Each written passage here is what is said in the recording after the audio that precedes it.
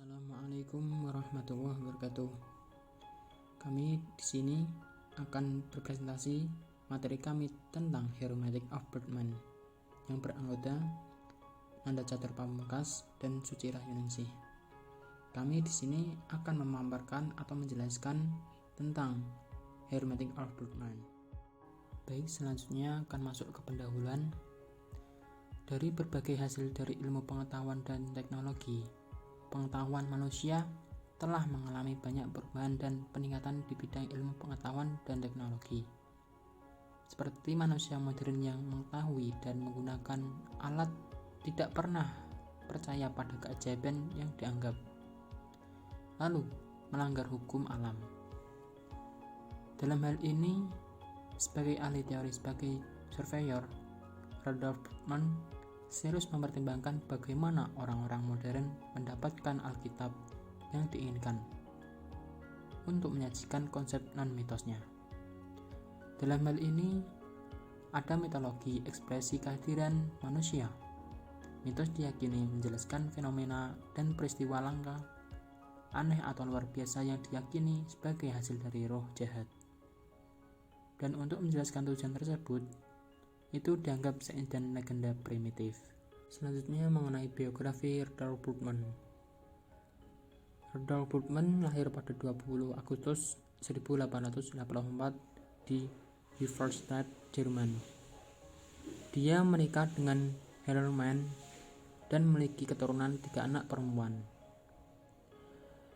Seorang filsuf Bultmann, ia adalah teolog besar abad ke-20 yang dikenal luas dalam pemikirannya tentang mitos-mitos Perjanjian Baru, sehingga ia dapat memisahkan Alkitab Kristen dari mitos-mitos Perjanjian Baru. Pada tahun 1916, ia diangkat sebagai profesor termuka di Breslau. Lalu 4 tahun kemudian, dilanjut pada tahun 1920, ia pindah ke Gießen sebagai penerus Profesor Wilhelm Bucer. Dan pada tahun 1921 ke Marburg sebagai Profesor Perjanjian Baru dan Sejarah Kristen Kuno. Bultmann meninggal pada tahun 1976. Ia adalah seorang filsuf yang mempengaruhi pemikiran filosofis. Bultmann adalah Martin Heidegger, yang dikenal dengan filosofis eksistensialnya. Adapun beberapa karya-karya Rudolf Bultmann. Di sini beliau telah menerbitkan beberapa karyanya yang di sini yang pertama yaitu Theology of the Testament. Ini berisi penjelasan lengkap tentang komentar Alkitab Bultmann. Yang kedua, The Theology of Rudolf Bultmann. Beliau memuat deskripsi singkat tentang biografi Bultmann, lalu tentang esai penting yang berkomentar dan kritik terhadap ide-ide kuncinya dengan jawaban Bultmann. Yang ketiga, The History of the Synoptic Tradition. Di situ Bultmann menjelaskan tentang kelanjutan terus mengkritik sumber-sumber Perjanjian Baru. Lalu yang keempat, The Gospel of John, a Commentary, yang disitu merupakan ujian yang berpengaruh terhadap komposisi Injil Matius, Markus, dan Lukas. Yang kelima yaitu Jesus and the World, yang berisi anggapan sebagai representasi penting dari kesulitan keempat Injil tersebut. Lalu dari salah satu karya terakhir Bultmann adalah studi tentang ajaran Yesus yang memberi pembaca wawasan tentang teori teologis tentang sejarah dan interpretasi Alkitab. Selanjutnya, pemikiran hermeneutik Rudolf Bultmann. Dari pemikiran beliau itu merujuk terhadap kedua substansial, yaitu yang pertama eksistensial, lalu yang kedua demitologis. Mengenai soal eksistensial, secara etimologis eksistensialisme berasal dari kata ekstensi dan kata eks yang berarti dari dan selama-lamanya. Berasal dari kata kerja sisto yang berarti berdiri. Eksistensialisme sendiri merupakan gerakan filosofis yang merupakan kebalikan dari esensialisme. Berpusat pada situasi manusia, keberadaan karena itu berarti bahwa orang ada sebagai diri mereka sendiri dan menyadari keberadaan mereka.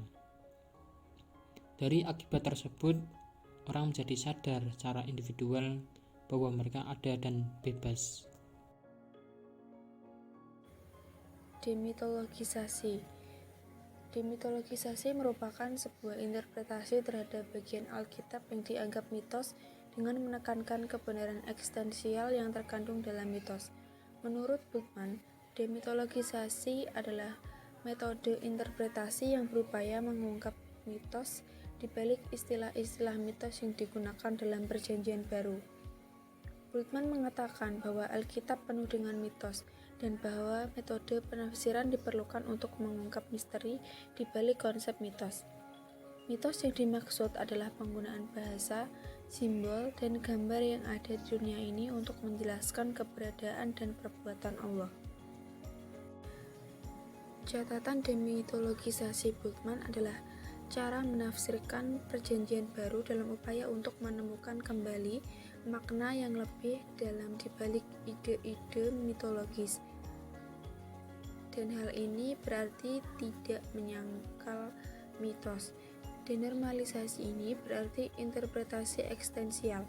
Dengan kata lain, berarti bahwa manusia memahami keberadaannya dan menafsirkannya dalam pengertian yang dapat dipahami oleh manusia modern.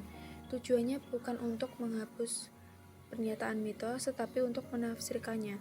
Demitologisasi adalah hermeneutik. Ada dua hal penting yang perlu diingat. Yang pertama, demitologisasi adalah metode hermeneutik, bukan doktrin. Dan yang kedua, tujuan metode ini bukan untuk menghilangkan mitos, tetapi untuk memahaminya. Di sini, Bultmann membawa sesuatu yang baru bagi hermeneutika modern.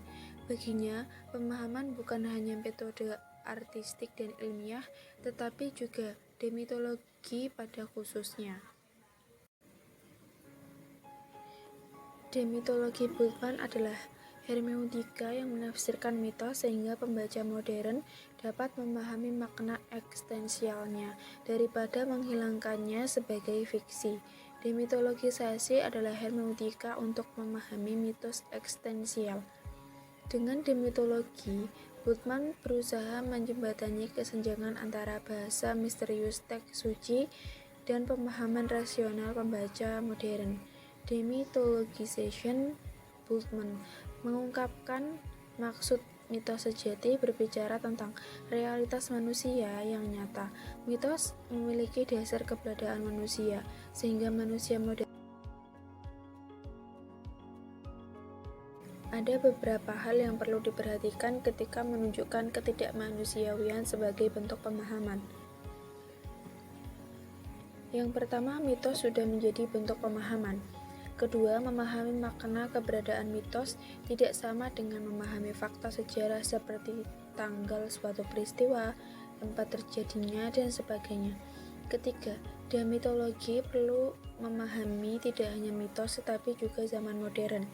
Yang keempat, memahami kitab suci makna eksistensialnya. Inti dari konsep demitologisasi adalah pernyataan Bultmann bahwa ia menemukan dua hal dalam Perjanjian Baru. Yang pertama, Alkitab Kristen, kemudian gambaran mitos manusia pada abad pertama, kemudian esensi Injil.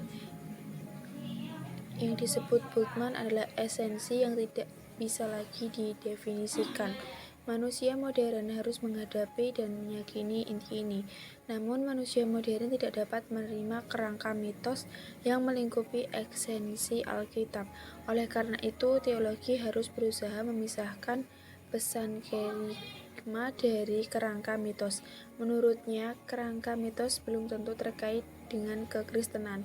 Mengenai kisah Yesus, para teolog juga mengatakan bahwa apa yang tertulis dalam Injil tentang penggambaran pribadi Yesus tentu saja dirusak oleh distori filosofis para penginjil yang dipengaruhi oleh ide-ide mitos ini. Berangkat dari asumsi tersebut, mereka mencoba mengajukan beberapa alternatif untuk menciptakan kristologi yang ramah modern. Metode pencarian yang digunakan oleh teolog didasarkan pada metode sejarah yang penting. Kesimpulan pada pembahasan kali ini yaitu, bagi masyarakat modern yang mengetahui dan menggunakan alat-alat dari hasil ilmu pengetahuan dan teknologi, tentu tidak percaya dengan adanya keajaiban yang diyakini melanggar hukum alam.